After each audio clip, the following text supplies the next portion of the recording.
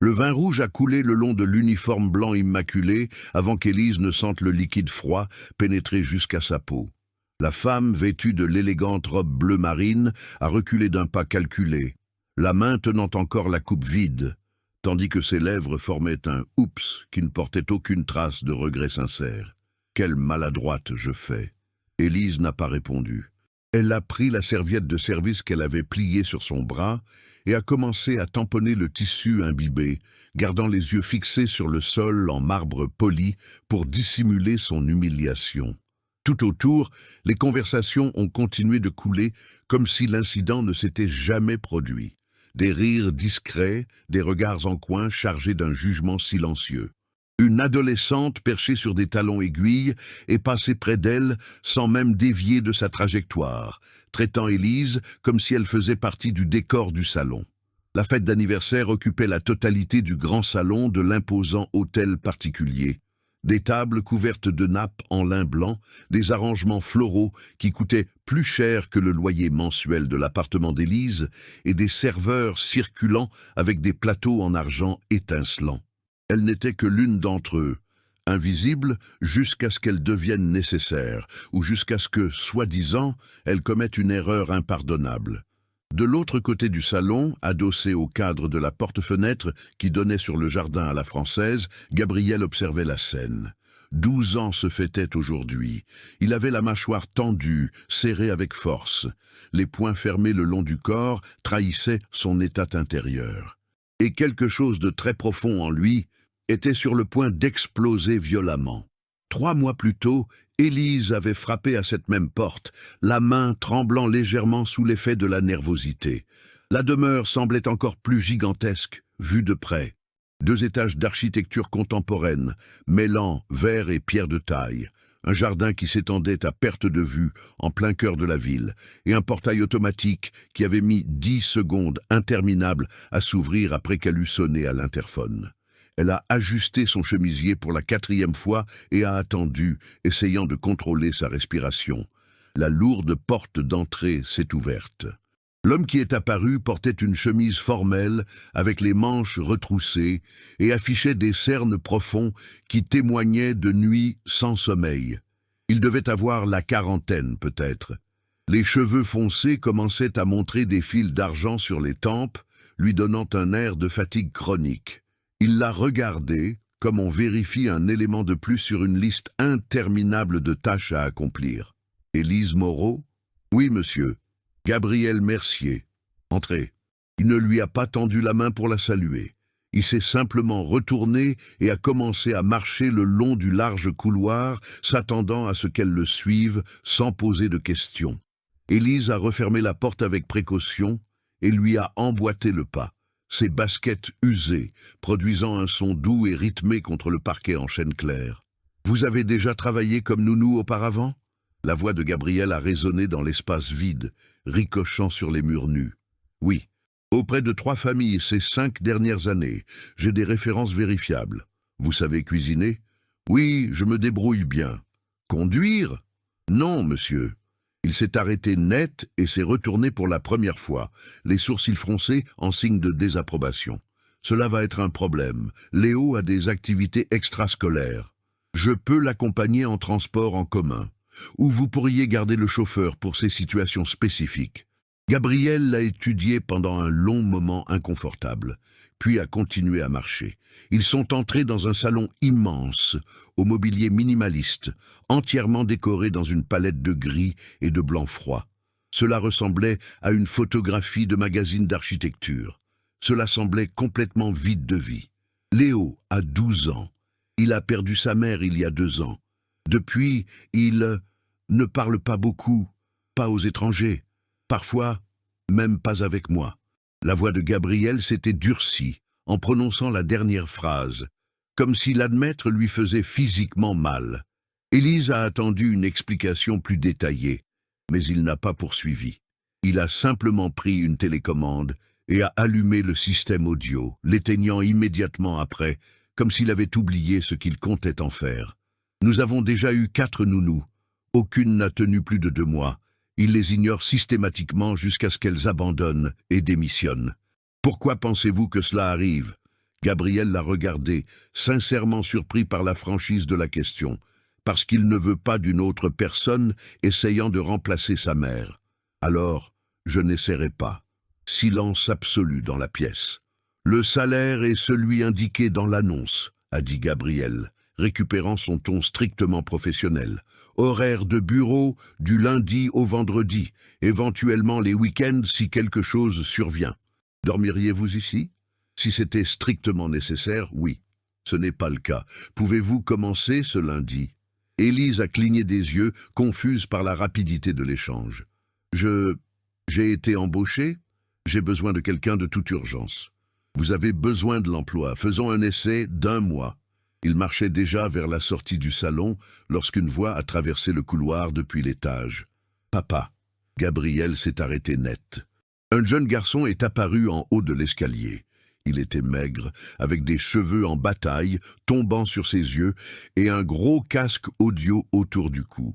Il a regardé Élise avec une expression complètement neutre, dénuée de toute curiosité. « Léo, voici Élise.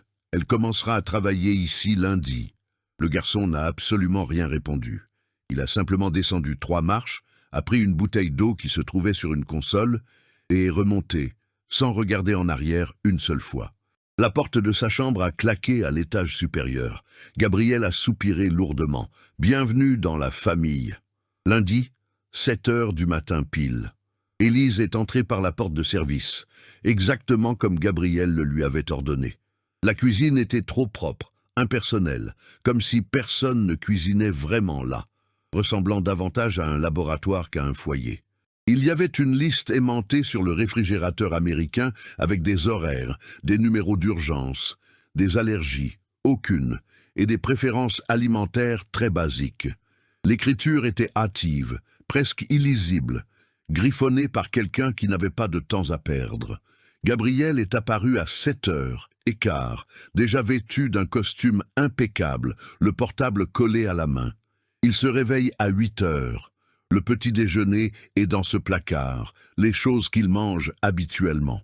Les cours commencent à 9h, la navette de l'école le récupère devant le portail à 8h40, je rentre à 19h, pour tout problème, mon numéro est sur la liste.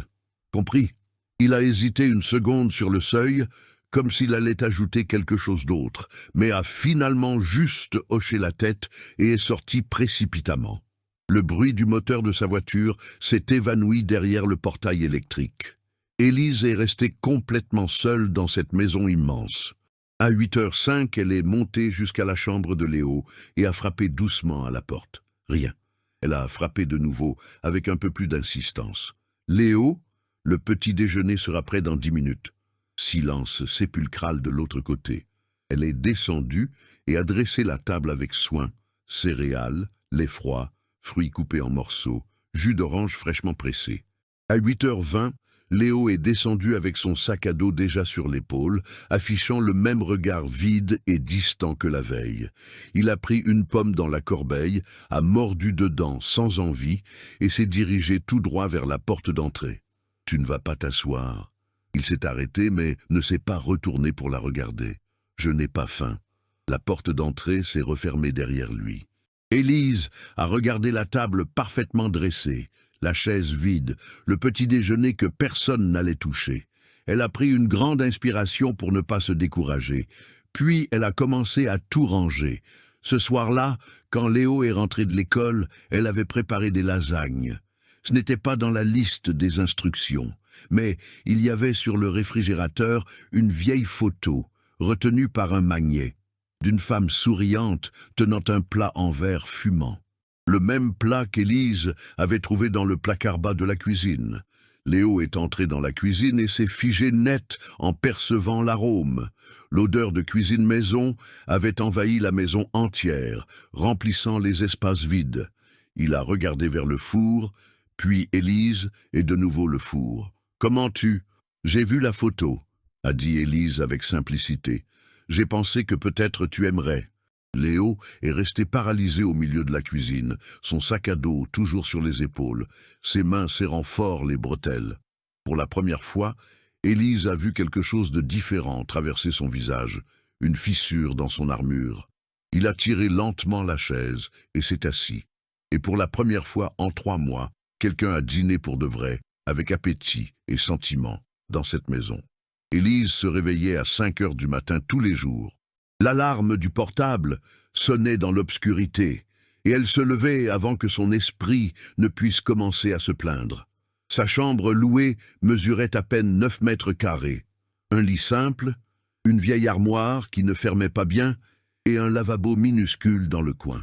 La salle de bain était partagée avec 5 autres locataires dans le couloir de la pension.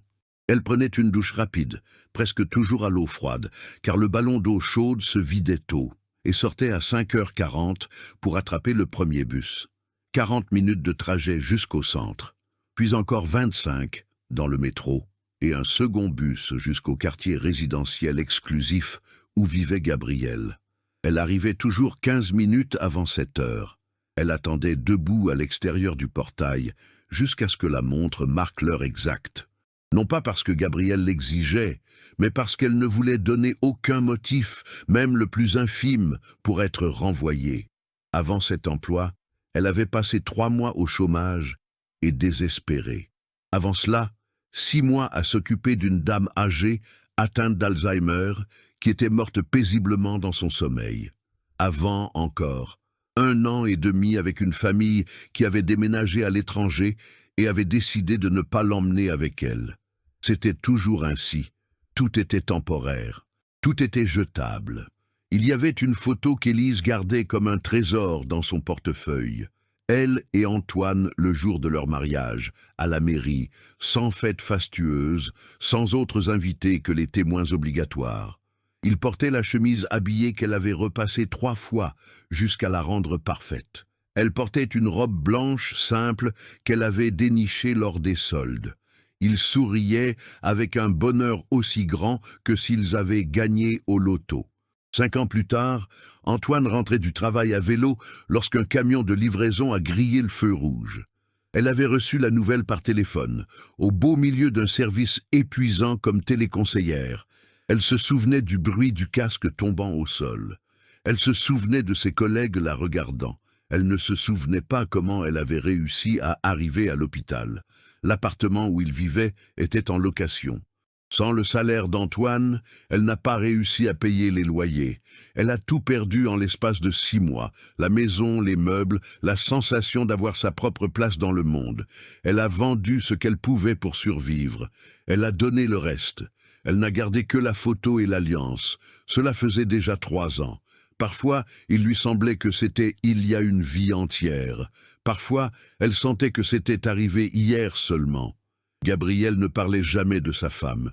Élise l'avait remarqué dès la première semaine. Il y avait des photos dans la maison, dans le couloir, dans le petit salon privé, dans la chambre de Léo. Mais aucune dans le grand salon, aucune dans le bureau de Gabrielle. C'était comme s'il avait choisi stratégiquement les lieux où il n'avait pas besoin de croiser le regard de la défunte. Un après-midi, alors qu'elle faisait la poussière sur la bibliothèque du salon, Élise a trouvé une boîte dans le placard du bas. À l'intérieur, il y avait des albums de mariage, des certificats, des documents importants et d'autres photos. Tout était organisé, rangé, fermé, hermétiquement. Elle a tout remis exactement comme c'était, respectant ce deuil silencieux. Gabrielle rentrait à la maison à 19h, parfois à 20h. Il entrait par la porte en consultant déjà ses emails sur son portable, la cravate desserrée et les épaules voûtées sous le poids d'une journée qui semblait ne pas avoir de fin. Il demandait mécaniquement comment s'était passée la journée de Léo. Élise répondait, il remerciait et montait directement se changer. La première semaine, elle laissait le dîner prêt et partait. La deuxième, elle s'est rendue compte que Gabrielle ne dînait pas. Il réchauffait juste quelque chose très tard dans la nuit, mangeait debout dans la cuisine et retournait dans son bureau pour répondre à des courriels jusqu'à l'aube. Elle a commencé à laisser des portions plus petites, plus faciles à réchauffer, avec des post-it indiquant combien de minutes les mettre au micro-ondes. Il n'a jamais fait aucun commentaire, mais les Tupperware revenaient vides le lendemain matin. Un soir, 3 semaines après qu'Élise eut commencé à travailler là, Gabriel est descendu à la cuisine et l'a trouvé en train de ranger encore les affaires. Je pensais que vous étiez déjà parti. Le dernier bus passe à 20h30. J'ai encore 25 minutes de marge. Il est resté figé dans l'entrée, comme s'il ne savait pas s'il devait entrer dans sa propre cuisine ou s'en aller. Finalement, il a tiré une chaise et s'est assis, visiblement épuisé. Léo a dîné? Il a dîné. Il s'est même resservi. Gabriel a regardé la table vide, fixant ses propres mains posées sur le bois. Il est différent. Élise n'a pas répondu tout de suite. Elle a juste attendu qu'il continue. Il riait avant, a poursuivi Gabriel, la voix plus basse et rauque. Avant que Claire ne meure, il était bruyant. Il plaisantait tout le temps. Il avait des amis, ici, chaque semaine. Après les funérailles, c'est comme si on avait éteint un interrupteur. Et je n'ai pas su comment le rallumer. Avez-vous essayé? La question est sortie plus durement qu'Élise ne le voulait. Gabriel a levé les yeux, surpris par l'interpellation. J'ai essayé. Dieu sait que j'ai essayé. Mais chaque fois que je le regardais, je la voyais, elle. Et ça faisait si mal que je fuyais. Je me plongeais dans le travail. Je voyageais. Je laissais d'autres personnes s'en occuper. Et plus le temps passait, plus il devenait difficile de revenir. Un silence pesant est tombé entre eux. Élise a pris son sac et a vérifié l'heure sur sa montre. Il n'a pas besoin que vous remplaciez sa mère. Il a juste besoin que vous soyez là, présent. Gabriel n'a pas répondu. Mais quand elle est sortie par la porte de service, il était encore assis dans la cuisine, fixant la place vide devant lui. Léo passait ses week-ends hermétiquement enfermé dans sa chambre.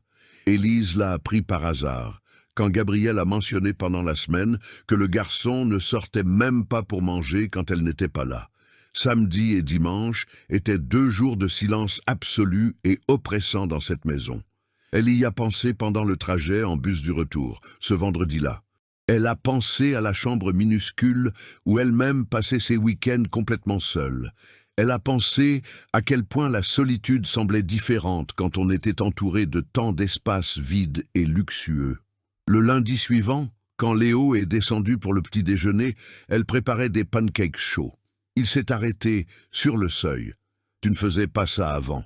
J'ai pensé qu'il était temps de varier un peu le menu.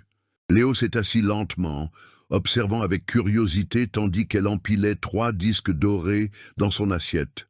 Miel, fraises fraîches, un morceau de beurre fondant lentement au sommet. Il a mangé en silence, mais il a absolument tout mangé. Et quand il a fini, il est resté assis 5 minutes de plus, simplement parce que là, dans cette cuisine, cela ne semblait pas aussi vide que dans le reste de l'immense demeure. Ce fut la 5e semaine qu'Élise a trouvé Léo dans la bibliothèque de la maison.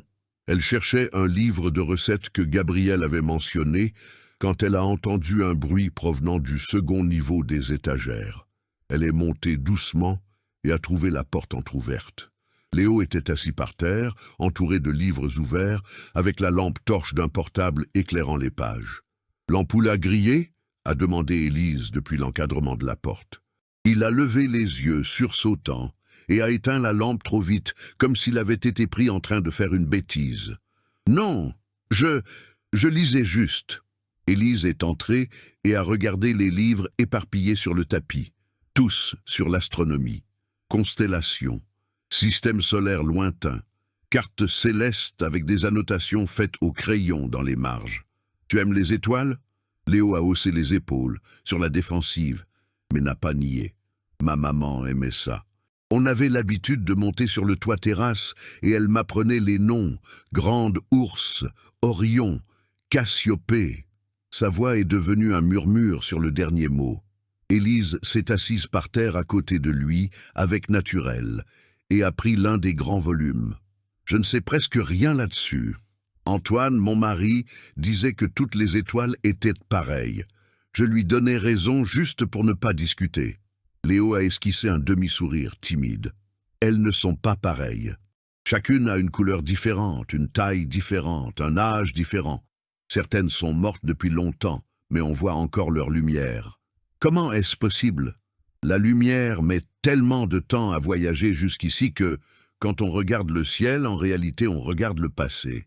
Élise est restée silencieuse, traitant l'idée. Alors c'est comme regarder une vieille photographie. Oui, c'est un peu ça. Ils sont restés assis par terre pendant 20 minutes de plus, Léo lui montrant les cartes et expliquant avec une animation et une lueur dans les yeux qu'Élise n'avait jamais vu chez lui. Quand elle s'est levée pour aller faire ses tâches, il feuilletait encore les livres avec enthousiasme.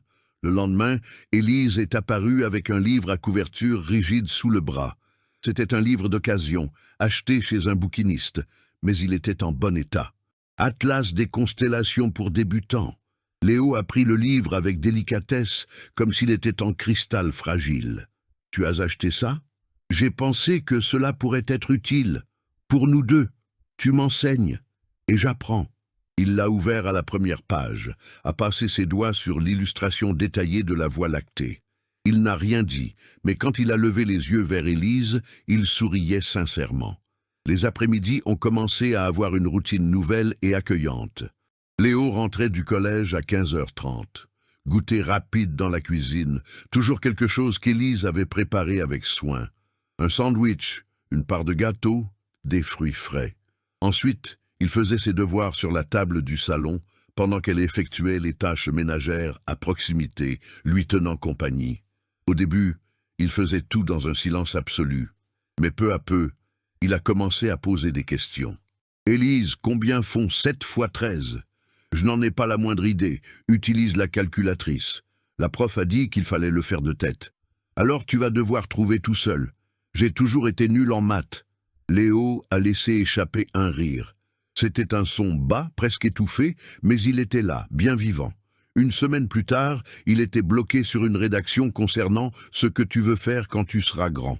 Il est resté à fixer la feuille blanche pendant 15 minutes frustrantes avant de jeter le stylo sur la table. Je ne sais pas quoi écrire. Élise pliait des serviettes propres sur le canapé voisin. C'est sur quel sujet ? Sur ce que je veux être. Et je ne sais pas. Qu'est-ce que tu aimes faire ? Lire sur les étoiles. Mais personne ne vit en regardant le ciel. Élise a arrêté ses mains au milieu du pliage. Les astronomes en vivent, les scientifiques, les professeurs d'université. Il y a des gens qui travaillent à la NASA et dans les agences spatiales. Léo l'a regardé avec des yeux écarquillés, comme s'il n'avait jamais envisagé cette possibilité réelle. « Tu crois que je pourrais ? Je crois que tu peux être ce que tu veux. Tu as juste besoin de le vouloir assez fort. » Il s'est reconcentré sur sa rédaction. Cette fois, le stylo n'a pas cessé de courir sur le papier. Gabriel a commencé à rentrer plus tôt à la maison. D'abord, ce ne fut que 15 minutes plus tôt. Puis une demi-heure. Une semaine entière, il a été à la maison à 18h30, parfois même à 18h. Il arrivait toujours avec la même excuse désinvolte. Une réunion annulée, la circulation était plus fluide, il était parti plus tôt du bureau. Mais Élise percevait la vérité derrière les excuses. Il voulait être là. Un soir, Gabriel est descendu et a trouvé Léo et Élise dans la cuisine, en pleine action.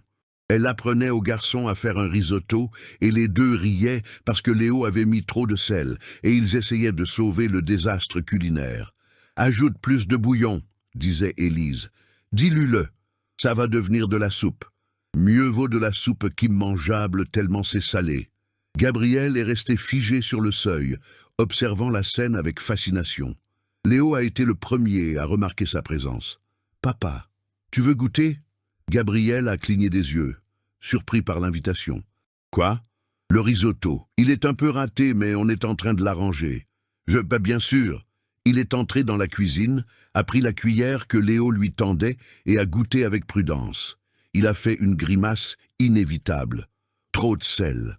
Léo a éclaté de rire. « Je sais, j'ai dit à Élise que je m'étais trompé. »« C'est toi qui l'as versé, » a rétorqué Élise, mais elle souriait, amusée. Gabriel a pris une autre cuillère et s'est approché des fourneaux. « Laisse-moi voir. Combien de bouillon avez-vous déjà mis ?»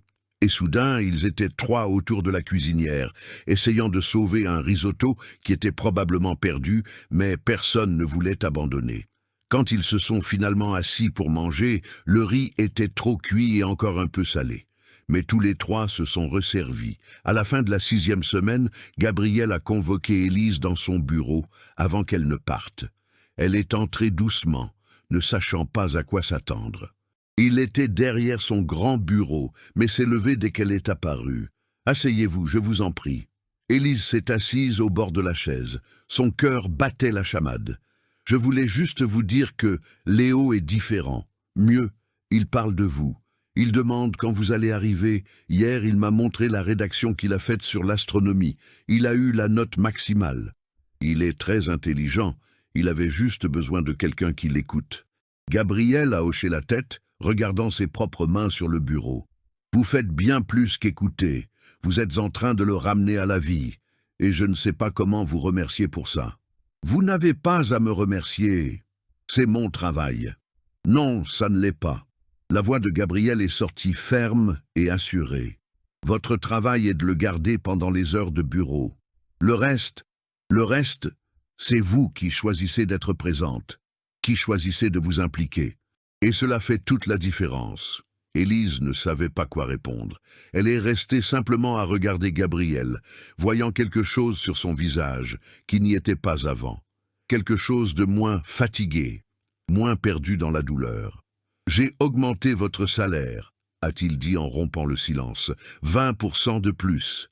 Rétroactif depuis votre premier jour. Vous le méritez. Gabriel, vous n'avez pas à... Je dois le faire, et je veux le faire. » Il lui a tendu une enveloppe blanche. Élise l'a prise, sans oser l'ouvrir là. « Merci. Merci à vous. » Quand elle est sortie du bureau, Léo était assis en haut de l'escalier, attendant anxieusement. « Il t'a viré ?» Élise a laissé échapper un rire de soulagement. « Non. Pourquoi penses-tu ça ? Parce que tu mettais du temps, et il vire toujours les autres rapidement. Ce n'était pas un renvoi, c'était tout le contraire. » Léo a dévalé les marches en courant et s'est arrêté juste devant elle. « Alors, tu vas rester ?» Élise a regardé le garçon, ses yeux pleins d'un espoir fragile, le sourire timide qu'il essayait de dissimuler. Elle a pensé à quel point cette maison avait été vide d'âme la première fois qu'elle était entrée, et comment maintenant il y avait des rires qui résonnaient entre les murs. Il y avait de la conversation, il y avait une lumière propre. « Je vais rester. » Léo l'a étreinte. C'était une étreinte rapide, presque maladroite, mais elle était vraie et sincère. Et pour la première fois en 3 longues années, Élise a senti qu'elle avait trouvé un endroit auquel elle appartenait. Les choses ont changé lentement, mais elles ont changé pour de bon. Élise a commencé à arriver à 6h30, et non à 7h pile. Non pas parce que Gabriel le lui demandait, mais parce que Léo avait mentionné qu'il se réveillait trop tôt et restait seul jusqu'à ce qu'elle arrive. Désormais, quand il descendait à 7h, il y avait déjà une odeur de café frais et parfois des pancakes chauds qui l'attendaient. « Bonjour. Bonjour, Élise. » De petits mots qui sont devenus un rituel sacré. Léo a commencé à s'asseoir à table pour prendre son petit déjeuner calmement. Au début, il mangeait vite et s'enfuyait, puis il a commencé à rester plus longtemps. Il racontait son contrôle de maths, le camarade d'école qui avait fait une blague stupide en classe, la prof de sciences qui parlait trop vite et que personne ne comprenait. Élise écoutait attentivement tout en faisant la vaisselle, posait des questions, riait de ses histoires. Et Léo se rendait compte que quelqu'un se souciait vraiment de ses réponses. Un matin, Gabriel est descendu plus tôt que d'habitude et les a trouvés tous les deux à table. Léo lui montrait un dessin détaillé d'une constellation qu'il avait réalisée. Celle-ci, c'est Andromède. Elle a une galaxie entière à l'intérieur d'elle. Élise étudiait le papier, sincèrement impressionnée. « C'est toi qui as dessiné ça ?» Je l'ai copié du livre, mais j'ai amélioré certaines parties. Gabriel s'est versé du café et s'est assis avec eux. Chose qu'il ne faisait plus depuis 2 ans. Léo a marqué une pause, surpris par la présence de son père, mais a ensuite continué à expliquer. « Et ici, papa, c'est la nébuleuse d'Orion. On peut la voir avec des jumelles si le ciel est clair. Vraiment, vraiment, on pourrait essayer un jour. » Gabriel a regardé son fils, a regardé le dessin, et a de nouveau regardé son fils dans les yeux. « J'aimerais beaucoup ça. » Léo a souri, et à ce moment-là, avec le soleil du matin entrant par la fenêtre et le café encore fumant dans les tasses, la cuisine a semblé plus petite, plus chaleureuse. Elle a semblé être un vrai foyer. Élise a commencé à apprendre à Léo à cuisiner sérieusement. Pas des recettes compliquées de grands chefs, mais les bases pour la vie. Comment faire un riz qui ne colle pas? Comment bien assaisonner le poulet? Comment savoir quand les pâtes sont al dente? Pourquoi je dois savoir ça? A demandé Léo la première fois, tenant la cuillère en bois comme si c'était un artefact extraterrestre. Parce qu'un jour, tu vivras seul, et tu ne voudras pas vivre de plats livrés. Je peux embaucher quelqu'un. Élise la regardait en arquant un sourcil avec scepticisme. Tu peux, ou tu peux apprendre à te débrouiller par toi-même. Léo a bougonné un peu, mais il est resté. Et à la troisième tentative de faire un bœuf bourguignon, il mélangeait déjà la sauce sans que personne ne le lui ordonne. « Ça commence à être bon », a-t-il dit, goûtant du bout de la cuillère. « Ça l'est, tu as le coup de main. »« Tu crois ?»« Je le crois. » Léo a souri vers la casserole, fier de quelque chose qu'il avait créé de ses propres mains. Quand Gabriel est rentré ce soir-là, Léo l'a pratiquement traîné vers la cuisine. « J'ai fait le dîner, seul. Bon, presque seul. Élise m'a aidé, mais j'ai fait la plus grande partie. Gabriel a goûté le plat, les yeux s'écarquillant de stupeur. « Tu as fait ça ?»« Je l'ai fait. C'est excellent. » Léo rayonnait de fierté. Et pendant le dîner, tous les trois assis à table, Gabriel a raconté une réunion difficile qu'il avait eue au travail. Rien de trop détaillé, rien de trop lourd, mais assez pour inclure les deux autres dans sa vie quotidienne. Léo a demandé si son papa avait gagné l'argumentation. Élise a demandé s'il avait déjeuné. « J'ai oublié », a admis Gabriel. « Encore ?» Élise a croisé les bras en signe de reproche. « J'étais très occupé. Je vais commencer à vous envoyer des boîtes repas au bureau. Ce n'est pas la peine. Il ne s'agit pas de peine. Il s'agit d'éviter que vous ne vous évanouissiez en plein milieu d'un conseil d'administration important. » Léo a ri. Gabriel a essayé de garder un visage sérieux, mais n'a pas réussi à cacher un sourire qui lui échappait. « D'accord, vous avez gagné. » Les week-ends ont cessé d'être silencieux et solitaires. Élise a commencé à venir le samedi. Pas officiellement. On ne la payait pas pour ça. Mais Léo avait mentionné un projet de science pour l'école et elle avait offert son aide. Gabriel a ouvert la porte, visiblement surpris. « Vous ne travaillez pas le samedi. »« Je sais, mais le projet est pour lundi et j'ai promis de l'aider. » Gabriel a ouvert la porte en grand pour la laisser passer. « Au moins, restez déjeuner. » Elle est restée. Et d'une manière mystérieuse, ce samedi est devenu le schéma habituel. Élise apparaissait le matin, aidait Léo avec ce dont il avait besoin et finissait par rester jusqu'à l'après-midi. Gabriel a commencé à préparer les déjeuners, des tentatives un peu maladroites au début, mais qui s'amélioraient avec la pratique et le temps. Un samedi, Léo a suggéré de monter sur le toit-terrasse après le déjeuner. La terrasse était immense, avec une vue panoramique sur les toits de Paris. Il y avait du mobilier d'extérieur couvert de bâches et des plantes que personne n'avait soignées depuis des années. Léo est allé tout droit vers un coin où il y avait une table basse. « Maman et moi nous asseyons ici », a-t-il dit, la voix très basse. Elle apportait du chocolat chaud et on restait jusqu'à ce qu'il fasse nuit. Élise et Gabriel ont échangé un regard chargé d'émotion. Aucun des deux ne savait quoi dire en ce moment sacré. Léo a essuyé la poussière de la table avec sa main. « Je voulais vous le montrer. Quand il fait noir, on peut tout voir. »« Tout quoi ?» a demandé Élise doucement. « Les étoiles. » Alors, ils sont restés. Gabriel a apporté des chaises de l'étage du dessous. Élise a improvisé des collations dans la cuisine. Et quand le soleil a commencé à descendre, teintant le ciel d'orange sur la ville, tous les trois étaient assis sur la terrasse, attendant. Léo avait apporté le livre qu'Élise lui avait offert. Quand la première lumière est apparue dans le ciel, il l'a pointée du doigt. Celle-là, c'est Vénus. Techniquement, ce n'est pas une étoile, c'est une planète. Mais elle brille plus que toute autre chose dans le ciel en ce moment. « Comment sais-tu ça ?» a demandé Gabriel, impressionné. « Je lis beaucoup, et maman me l'a appris. » Silence.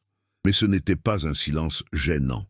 C'était le genre de silence qui ouvre un espace aux souvenirs sans qu'ils fassent mal quand on les touche. D'autres étoiles sont apparues l'une après l'autre. Léo a nommé chacune d'elles, racontant des histoires sur la mythologie grecque, sur des distances impossibles à imaginer, sur la lumière qui avait voyagé des années juste pour arriver jusqu'ici. Élise écoutait fascinée. Gabriel écoutait son fils. Il l'écoutait vraiment, pour la première fois depuis longtemps. Quand Léo a fait une pause pour respirer, Gabriel a posé sa main sur son épaule avec tendresse. « Ta mère serait très fière de toi. » Léo a regardé son père, les yeux brillants même dans l'obscurité de la nuit. « Tu crois? J'en ai la certitude absolue. » Léo s'est appuyé contre son père, juste une seconde, mais ce fut suffisant. Et Élise, assise de l'autre côté, a senti quelque chose lui serrer la poitrine. Ce n'était pas de la douleur, c'était quelque chose de différent. C'était voir deux personnes qu'elle aimait, et oui, elle les aimait. Elle s'en est rendue compte soudainement. Trouver le chemin du retour l'un vers l'autre. Les semaines suivantes furent les meilleures que cette maison ait vues depuis des années. Gabriel a commencé à faire du télétravail le vendredi. Léo a cessé de manger seul, enfermé dans sa chambre. Élise a commencé à laisser des mots dans la boîte à goûter de Léo, des blagues nulles, des dessins d'étoiles, des rappels que quelqu'un pensait à lui. Un soir, alors qu'Élise rangeait les courses, Gabriel est entré dans la cuisine. « J'ai besoin de vous demander un service. »« Bien sûr, dites-moi.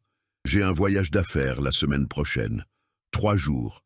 Pourriez-vous rester ici, avec Léo ?» Élise a arrêté de ranger les bocaux. « Dormir ici ?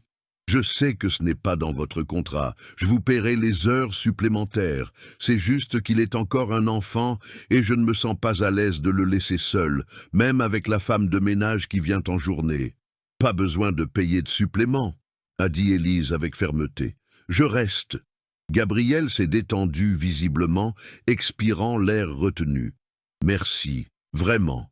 Vous n'avez pas idée de ce que cela signifie pour moi. Si... J'en ai une idée. Je sais exactement ce que ça signifie. » Il l'a étudié un instant, quelque chose changeant dans son expression, devenant plus doux. « Il compte pour vous. Vraiment. Il compte beaucoup. Et ça, c'est rare. Les autres nounous faisaient leur travail et partaient. Vous restez. Vous vous souciez de lui. Vous... » Il s'est arrêté, cherchant les mots justes. « Vous avez ramené la vie dans cette maison. » Élise a senti son visage chauffer.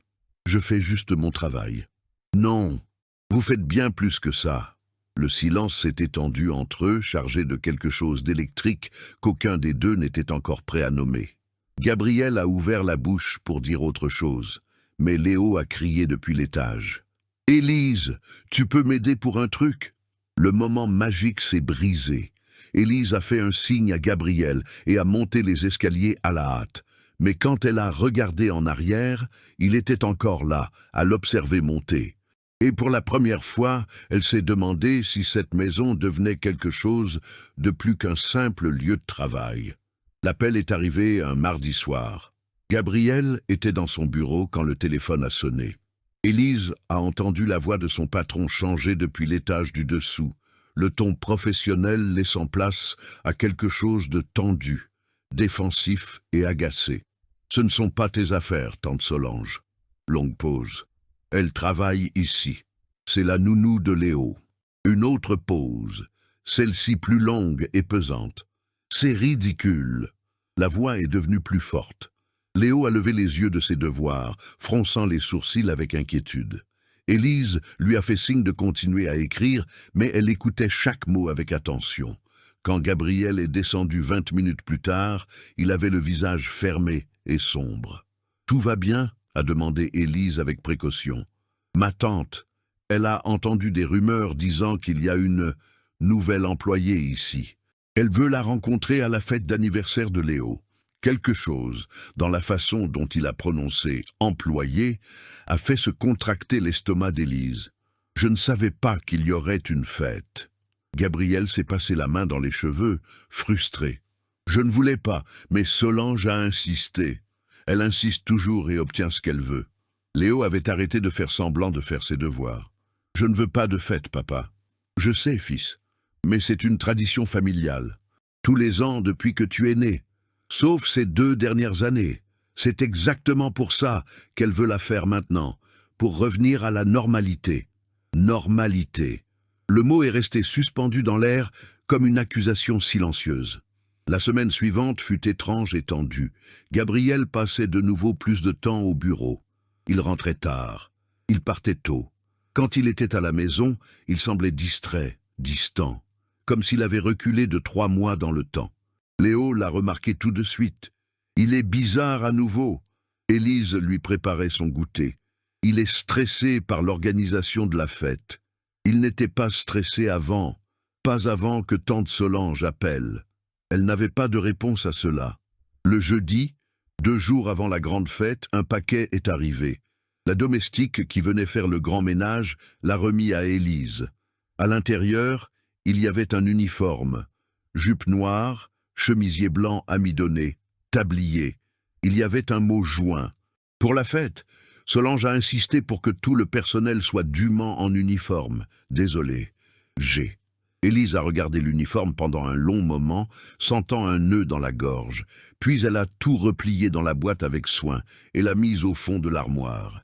Gabriel l'a appelée dans son bureau ce soir-là. Elle est entrée et a fermé la porte derrière elle. Il était debout devant la baie vitrée, de dos. « Vous avez reçu le paquet. »« Je l'ai reçu. » Silence embarrassant. Solange va amener son propre personnel, traiteur, serveur, une organisatrice d'événements. Elle veut que vous aidiez comme partie de l'équipe de service. Élise n'a pas répondu. Gabriel s'est retourné, lui faisant enfin face. Je sais de quoi ça a l'air. On dirait que vous me demandez de faire semblant d'être invisible. Ce n'est pas ça. C'est exactement ça. La voix d'Élise est sortie plus ferme qu'elle ne s'y attendait. Vous voulez que je porte l'uniforme, que je serve les invités, que je reste à ma place de domestique. C'est juste une soirée, Élise. Après ça, tout reviendra à la normale. La normale pour qui? Gabriel a fermé les yeux, vaincu. Ma tante est compliquée. Elle a des opinions très tranchées sur la façon dont j'élève Léo, sur la façon dont je gère la maison, surtout, et elle a beaucoup d'influence auprès des associés de l'entreprise. Un commentaire malheureux de sa part pourrait quoi? Vous coûter de l'argent? Vous coûter votre réputation? Pourrait tout coûter. Élise a croisé les bras sur sa poitrine. Alors, qu'est-ce que je suis? Que sommes-nous devenus ces derniers mois? Est-ce que je vaux moins que son opinion? Il ne s'agit pas de valoir moins, c'est exactement de ça qu'il s'agit. Le silence est revenu, lourd comme du plomb fondu. « S'il vous plaît », a dit Gabriel et sa voix a sonné infiniment lasse. « C'est l'anniversaire de Léo. Je ne veux pas le gâcher. Après la fête, on parlera calmement. Mais maintenant j'ai besoin que vous fassiez ça pour moi. » Élise l'a regardé. Elle a regardé l'homme qui avait tant changé ces dernières semaines, qui était revenu dîner avec son fils, qui avait souri pour de vrai. Et elle a vu que tout ce progrès était fragile, superficiel. À la première pression sociale, il redevenait celui qu'il avait toujours été, le patron. « D'accord » a-t-elle dit, la voix vide d'émotion. « Je porterai l'uniforme. Je servirai les invités. Je resterai à ma place. »« Élise, avez-vous fini ?» Gabriel a ouvert la bouche pour répliquer, mais l'a refermée. Il a hoché la tête, honteux.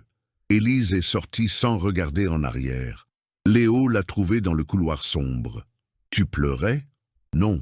Tes yeux sont rouges. » Élise s'est essuyé le visage du revers de la main. « Je suis fatigué, c'est juste ça. » Léo ne l'a pas cru, mais n'a pas insisté. Il est resté simplement là, immobile dans le couloir dans la pénombre, semblant trop petit pour cette maison immense. « Je ne veux pas de cette fête, » a-t-il dit dans un murmure. « Je sais. Maman détestait quand tante Solange venait en visite. Elle se disputait toujours. Papa restait toujours au milieu sans rien faire. » Élise a regardé le garçon, ses yeux si semblables à ceux de son père. Certaines personnes ont plus de pouvoir qu'elles ne devraient en avoir, a-t-elle dit avec douceur. Et elles utilisent ce pouvoir pour que les autres se sentent petits et insignifiants. C'est ce qu'elle va faire avec toi? Élise n'a pas répondu à la question directe. Léo a fait un pas en avant et l'a serré fort. C'était une étreinte forte, désespérée, comme s'il retenait quelqu'un qui était sur le point de s'évaporer dans les airs. « Ne pars pas !» a-t-il chuchoté contre ses vêtements. « S'il te plaît, Ne sois pas comme les autres. Élise l'a serré en retour, la gorge trop serrée pour pouvoir parler. La veille de la fête, Élise est restée dans la chambre qu'on lui avait attribuée, la pièce qu'elle n'avait jamais vraiment utilisée, qui avait été préparée des mois auparavant quand Gabriel lui avait proposé d'y dormir si elle en avait besoin. L'uniforme était accroché à la porte de l'armoire. Elle l'a regardé pendant longtemps. Elle a sérieusement pensé à ne pas y aller. Elle a pensé à appeler, inventer une excuse de maladie, disparaître avant que n'arrive l'humiliation publique. Ce serait plus facile, plus digne pour elle. Mais ensuite, elle a pensé à Léo, à la façon dont il lui avait demandé de ne pas partir, à la façon dont il la chercherait du regard à la fête, espérant voir un visage familier et sûr au milieu de tant d'étrangers intimidants. Elle a pris son portable, a ouvert les messages, a commencé à écrire. « Je ne pourrai pas venir demain ». Son doigt a plané au-dessus du bouton envoyé. 1 minute, 2 minutes interminables. Puis elle a effacé tout le texte. Elle a rangé le téléphone, a regardé l'uniforme de nouveau avec résignation, et elle a pris la seule décision avec laquelle elle pouvait vivre en paix. Elle allait se présenter. Elle allait porter ce maudit uniforme. Elle allait servir les invités riches. Mais elle le ferait pour Léo, seulement et exclusivement pour lui, parce que certaines personnes valaient la peine de n'importe quelle humiliation, et ce garçon était l'une d'elles. Le salon était bondé quand Élise est descendue par l'escalier de service. 50 personnes, peut-être plus, robes de créateur, costumes sur mesure, bijoux qui brillaient intensément sous les lustres en cristal. L'agence événementielle avait transformé la maison. Fleurs blanches exotiques dans chaque coin, table couverte de nappes en lin fin, un buffet de dessert qui semblait sorti d'un magazine de mariage. Élise portait l'uniforme. La jupe lui serrait trop la taille. Le chemisier sentait légèrement la naphtaline. Le tablier blanc était immaculé. Elle a ramassé ses cheveux en un chignon tiré et est descendue dans l'arène. Personne ne l'a regardée. La cuisine était un chaos contrôlé. 5 serveurs circulant frénétiquement, 2 cuisiniers finissant des plats gastronomiques, une femme avec un dossier criant des ordres. Quelqu'un a poussé un plateau lourd dans les mains d'Élise. Toast au saumon. Allez. Élise a soutenu le plateau fermement et est sortie dans le salon. La première heure fut supportable. Elle circulait en silence, offrait les toasts, ramassait les coupes vides sur les tables. Les gens prenaient la nourriture sans regarder son visage, sans remercier, comme si le plateau flottait seul dans l'air par magie. Léo était près de la table des desserts, entouré de cousins éloignés qu'il ne connaissait clairement pas et qui ne l'intéressaient pas. Il portait un costume qui était trop petit, laissant ses poignets visibles, mal à l'aise. Quand Élise est passée près de lui, leurs regards se sont croisés un instant. Il a ouvert la bouche, comme pour lui dire quelque chose. Mais une femme grande, avec une robe rouge, l'a tiré vers un autre groupe de personnes. Tante Solange. Élise l'a reconnue d'après les photos du couloir. La soixantaine, cheveux blonds platine relevés dans une coiffure très élaborée, posture droite comme une reine, inspectant ses domaines. Elle circulait dans la fête avec un sourire glacial qui n'atteignait pas ses yeux, touchant des bras, faisant des commentaires acerbes, contrôlant chaque aspect de l'événement. Gabriel était près de l'entrée en train de converser avec des hommes en costume sombre. Des associés, probablement. Il tenait un verre de whisky à la main, mais n'en buvait pas une goutte. Il a regardé Élise une fois, juste une fois, avant de détourner le regard rapidement, honteux. Ce fut lors de la 2e heure que les choses ont empiré drastiquement. Élise ramassait des assiettes vides quand une femme en robe bleu marine l'a appelée en claquant des doigts. « Vous, apportez plus de vin. »« Oui, madame. » Élise est retournée à la cuisine, a pris une nouvelle bouteille et est revenue. La femme a tendu sa coupe sans regarder, parlant avec animation à l'ami à côté. Élise a commencé à servir avec attention. La femme a bougé le bras brusquement, au milieu d'une phrase emphatique. Le vin s'est renversé. Sur la nappe blanche immaculée de la table, sur la robe coûteuse bleu marine, sur le sol en marbre. Mais enfin, la femme a sauté en arrière, regardant avec horreur la tache rouge s'étendre sur le tissu. « Vous n'avez pas Dieu. »« Excusez-moi, madame. » C'était involontaire. Involontaire. Vous venez de ruiner une robe à 3000 €. Les conversations autour se sont arrêtées net. Les têtes se sont tournées vers le scandale. Élise a senti 50 paires d'yeux braqués sur elle. « Je vais nettoyer. Ne me touchez pas. » La femme a fait un pas en arrière comme si Élise était contagieuse. « Gabriel, Gabriel, tu as vu ça ?» Gabriel a traversé le salon à grandes enjambées, le visage tendu par la situation. « Diane, je suis vraiment désolé. Être désolé ne va pas réparer ma robe. D'où as-tu sorti cette boniche? Elle n'a clairement aucune formation. » Élise a serré le plateau vide contre sa poitrine, comme un bouclier. Elle n'a pas levé les yeux. Elle ne s'est pas défendue. Elle est restée simplement là, invisible de nouveau dans son humanité, tandis que la femme continuait de crier. « Ces gens, Gabriel, tu ne peux pas leur faire confiance dans des environnements comme celui-ci. C'est embarrassant. C'était un accident, » a dit Élise dans un murmure à peine audible. « Vous me répondez ?» La femme s'est tournée vers elle, les yeux écarquillés d'indignation. « Vous croyez avoir le droit de... »« Diane, ça suffit. » Gabriel a essayé d'intervenir, mais sa voix est sortie faible, sans réelle conviction. Tante Solange est apparue comme une ombre menaçante. Il s'est passé quelque chose? Cet employé m'a versé du vin dessus. Solange a regardé Élise pour la première fois. Un regard long, évaluateur, froid comme la glace. « Tu es la nouvelle nounou. » Ce n'était pas une question, c'était une affirmation méprisante. « Oui, madame. » Intéressant. Solange s'est tournée vers Gabriel. « Tu ne m'avais pas dit qu'elle était si... jeune et jolie. » Le ton portait un poison mortel déguisé en douceur. « Elle est compétente, » a dit Gabriel, mais sa voix a sonné trop défensive. « Je suis sûr qu'elle l'est. » Solange a souri avec malice. « Mais peut-être qu'il vaut mieux qu'elle retourne en cuisine. Laissons le service aux vrais professionnels. » C'était un ordre direct, pas une suggestion. Élise a hoché la tête, ravalant sa fierté, et a commencé à se tourner pour partir. « Attends !» La voix est venue de derrière, claire et puissante. Tout le monde s'est retourné. Léo était debout au milieu du salon, les poings serrés et le visage rouge de colère. Il avait tout entendu. « Léo, retourne à la fête !» a dit Gabriel, essayant de garder le contrôle. « Non ! Léo, non !» Sa voix est sortie plus forte, résonnant entre les murs. Le salon entier est tombé dans un silence sépulcral. Solange a fait un pas en avant avec condescendance. « Chérie, les adultes parlent ?» « Je m'en fiche. » Léo a commencé à marcher droit vers Élise. « Vous ne pouvez pas lui parler comme ça. »« C'est juste une bonne, Léo, » a dit la femme à la robe tachée, roulant des yeux avec agacement. « Elle n'est pas juste une bonne. » Léo s'est arrêté devant Élise. Elle a vu les larmes s'accumuler dans les yeux du garçon, mais il ne les a pas laissées couler. Elle est la personne qui prend soin de moi quand je suis triste. Elle est celle qui m'a appris à cuisiner. Elle est celle qui m'écoute quand personne d'autre ne m'écoute dans cette maison. Elle est celle qui fait que cet endroit ressemble à un foyer de nouveau.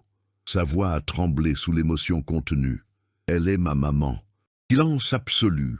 Personne n'osait respirer. Élise a senti les larmes lui brûler les yeux, luttant pour ne pas pleurer. Léo s'est tourné vers le salon, affrontant toutes ces personnes qui regardaient. « Et si vous ne pouvez pas la respecter, alors vous ne me respectez pas. » Solange est devenue pâle sous son maquillage. « Léo, tu ne sais pas ce que tu dis. Je sais exactement ce que je dis. » Gabriel était immobile, figé, regardant son fils avec une révélation qui lui frappait la poitrine. Quelque chose s'est brisé dans son visage, quelque chose qui avait été réprimé et enchaîné pendant des années. Il a traversé le salon en 3 longues enjambées décidées. Il s'est mis à côté de Léo, à côté d'Élise. « Il a raison », a dit Gabriel, et sa voix est sortie ferme et puissante pour la première fois de toute la soirée. Élise n'est pas une employée quelconque, elle est la famille. Et j'ai été un lâche de ne pas l'avoir clarifié dès le début. Solange a fait un pas en arrière, scandalisée. « Gabriel, tu commets une erreur gravissime. L'erreur a été de te laisser dicter comment je vis ma vie, comment j'élève mon fils. » Il a regardé Diane droit dans les yeux. « Ta robe sera remplacée. Tu peux m'envoyer la facture, mais maintenant j'ai besoin que tu sortes de chez moi immédiatement. Tu me mets à la porte, je te mets à la porte. » Diane a laissé échapper un rire incrédule, a pris son sac de marque et est sortie en faisant claquer ses talons, fermant la porte avec force. D'autres invités ont commencé à bouger, mal à l'aise, cherchant leurs manteaux et sacs. Gabriel s'est tourné vers le reste de la salle avec autorité. Quiconque d'autre a un problème avec la façon dont je vis peut partir avec elle. 10 personnes sont sorties en murmurant, puis 5 autres. Solange est restée immobile, le visage transformé en un masque de fureur à peine contenu. Tu regretteras ça, Gabriel. Peut-être, mais au moins, je regretterai en ayant fait ce qui était juste. Solange est sortie sans regarder en arrière, vaincue. Le salon est resté à moitié vide, mais l'air semblait plus léger. Ceux qui sont restés étaient des visages plus gentils, quelques cousines de Gabriel, quelques vrais amis qui ne jugeaient pas.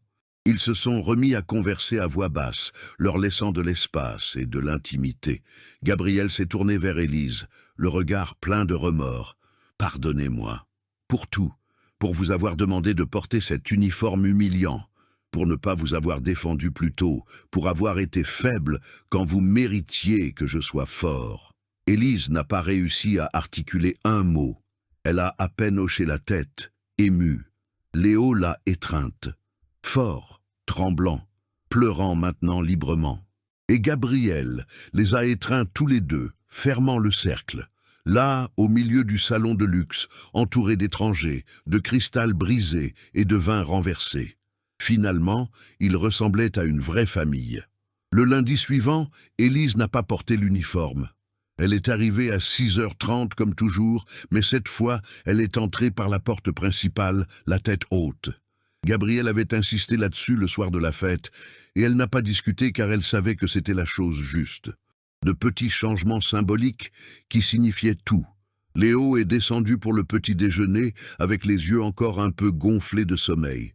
Il s'est arrêté quand il a vu la table dressée. Pancakes, fruits, jus frais. La même chose que d'habitude. Mais quelque chose dans l'ambiance était différent. « Bonjour, maman. » Élise s'est figée avec la tasse de café à la main. Elle l'a regardé fixement. « Je peux t'appeler comme ça ?» a demandé Léo, soudainement peu sûr de lui. « Je veux dire, pas devant tout le monde, si tu ne veux pas, mais ici, à la maison... » Sa voix s'est évanouie dans le doute. Élise a posé la tasse sur la table avec un soin extrême. Elle a marché jusqu'à lui et a tenu son visage entre ses mains chaudes. « Tu peux m'appeler comme tu veux, mon trésor. » Léo a souri. Ce sourire lumineux qui avait disparu pendant 2 ans et qui revenait peu à peu sur son visage. Gabriel est apparu à la porte à ce moment précis. Il a vu les 2 enlacés dans la cuisine, avec la lumière dorée du matin entrant par la fenêtre. Il n'a rien dit pour ne pas interrompre. Il a simplement pris une tasse de café et s'est assis avec eux à table. Et pour la première fois depuis des années, le petit déjeuner n'a pas été une formalité hâtive. Il a été lent, plein de conversations, de rires partagés, de projets excitants pour la journée. Les changements sont venus lentement mais constants comme la marée. Gabriel a réorganisé radicalement son travail. Il a commencé à travailler de chez lui 3 jours par semaine.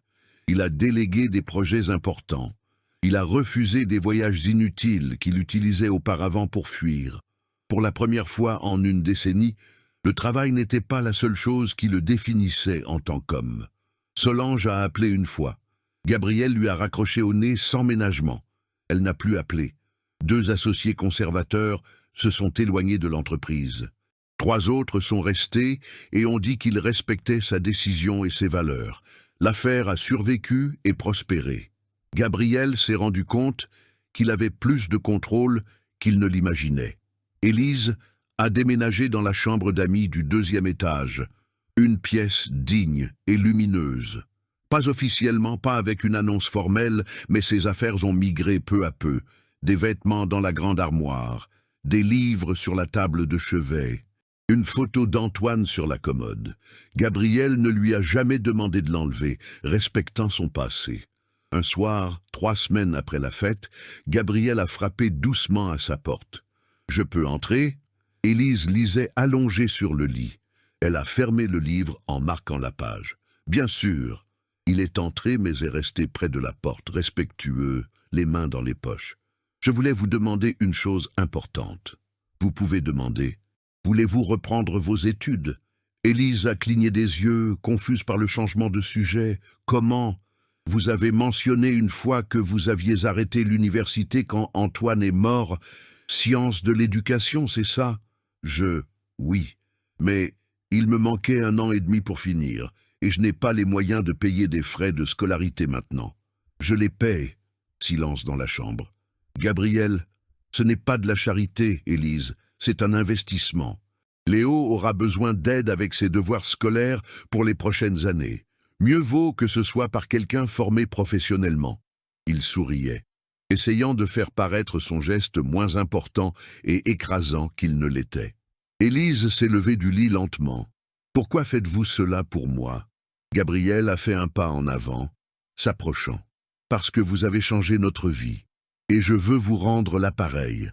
Je veux que vous ayez les choses que vous méritez de plein droit. Je n'ai pas besoin. Je sais que vous n'en avez pas besoin pour survivre. Mais et si je voulais vous l'offrir, et si c'était important pour moi de voir cela arriver ?» Ses yeux étaient fixés dans les siens, intenses.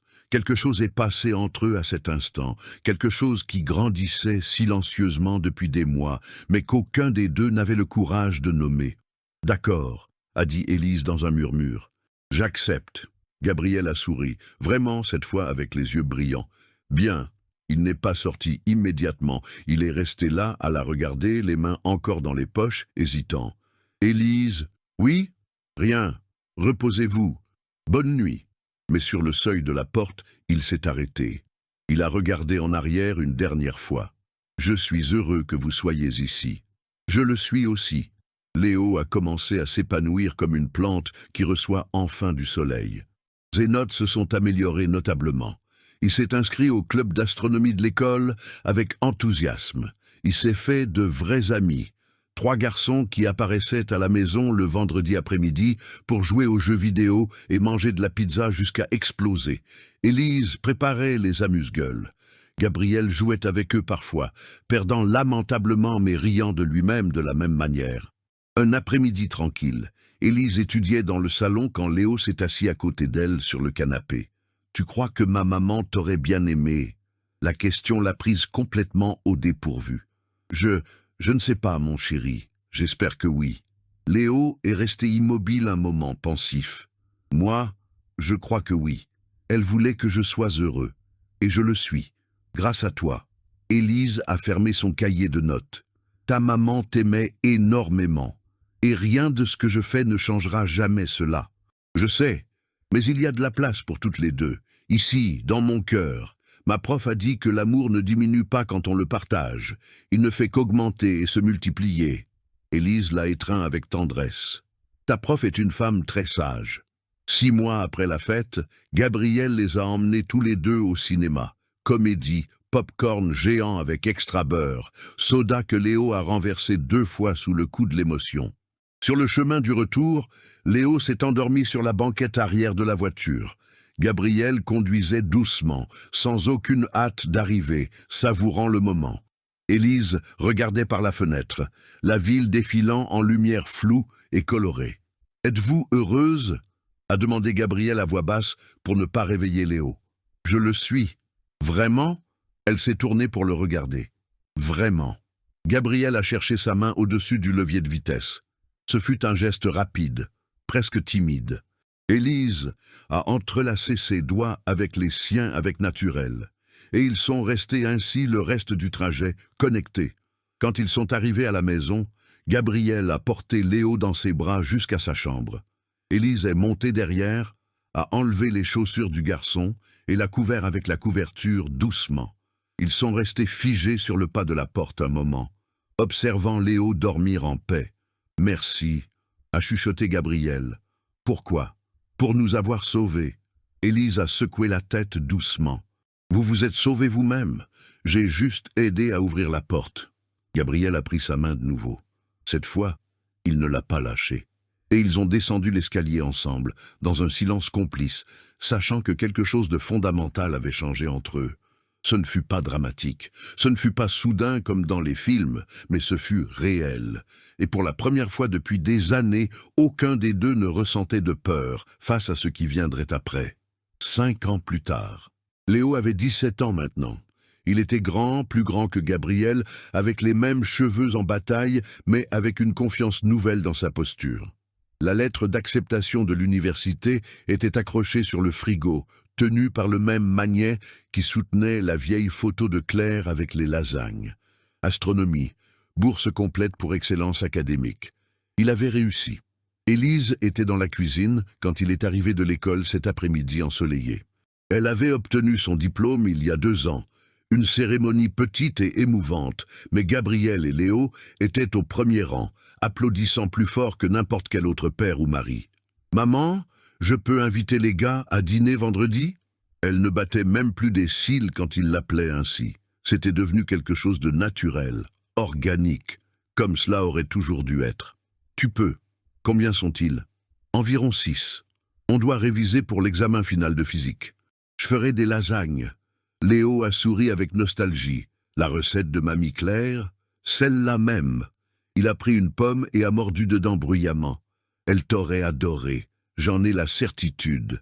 Élise l'a regardé, presque un homme fait maintenant, mais elle pouvait encore voir l'enfant de 12 ans qui avait mangé des pancakes en silence lors de cette première semaine difficile.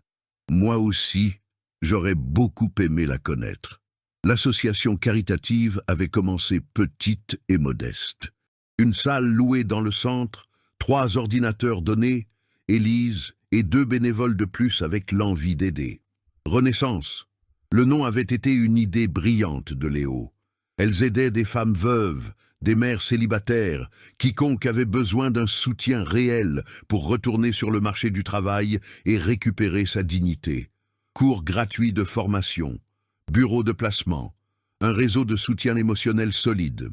Gabriel finançait tout le projet, mais n'a jamais exigé de mettre son nom sur la plaque. « C'est votre projet, mon amour », lui disait-il. « C'est votre histoire qui inspire. » 3 ans plus tard, c'était déjà 2 grandes salles. Ensuite, elles ont déménagé dans un petit immeuble en propre. 15 employés fixes, 200 femmes aidées et remises sur pied par an. Élise rentrait à la maison épuisée, mais l'âme pleine de réalisation. Et Gabriel avait toujours le dîner prêt. Il s'était beaucoup amélioré en cuisine, même s'il n'était pas encore rival pour la touche d'Élise. Le mariage avait été discret et élégant. À la mairie, Léo signant comme témoin fier 2 amis intimes, sans fête pompeuse, sans drame familial, sans invité par obligation qui ne comptait pas vraiment. Juste eux et l'immensité de ce qu'il ressentait. Léo avait pleuré d'émotion. « J'ai pleuré au mariage de ma maman aussi, » a-t-il dit après, riant tout en essuyant ses yeux avec un mouchoir. « Mais là, c'est dans le bon sens. » Élise portait encore l'alliance d'Antoine à la main droite. La nouvelle alliance en or brillait à la gauche. Gabriel ne lui a jamais demandé d'enlever l'ancienne. Il comprenait parfaitement que l'amour ne remplace pas l'amour. Il s'additionne simplement et élargit le cœur. Ce soir-là, veille du départ de Léo pour l'université dans une autre ville, les 3 sont montés sur le toit terrasse. La tradition s'était maintenue sacrée. Tous les vendredis, quand le temps le permettait et que le ciel était dégagé, ils montaient pour regarder les étoiles. Léo portait le télescope que Gabriel lui avait acheté des années auparavant. Maintenant, il semblait usé, avec des marques de temps de manipulation et d'aventures nocturnes. « Là !» a indiqué Léo du doigt vers le firmament. Andromède, 2,5 millions d'années-lumière d'ici. On dirait que c'est tout près quand tu le dis comme ça, a commenté Élise, émerveillée. C'est toute une question de perspective. Ils sont restés en silence pendant un long moment. Le genre de silence confortable et sûr que seule une vraie famille parvient à partager sans gêne. « Vous allez aller bien sans moi ?» a demandé Léo, la voix plus basse, laissant voir sa vulnérabilité. Gabriel a mis sa main ferme sur l'épaule de son fils. « Tu vas nous manquer horriblement, mais on ira bien, tu es prêt à voler. Et tu reviens chaque week-end les premiers mois, » a ajouté Élise avec un sourire maternel. Jusqu'à ce que tu t'habitues à ta nouvelle vie.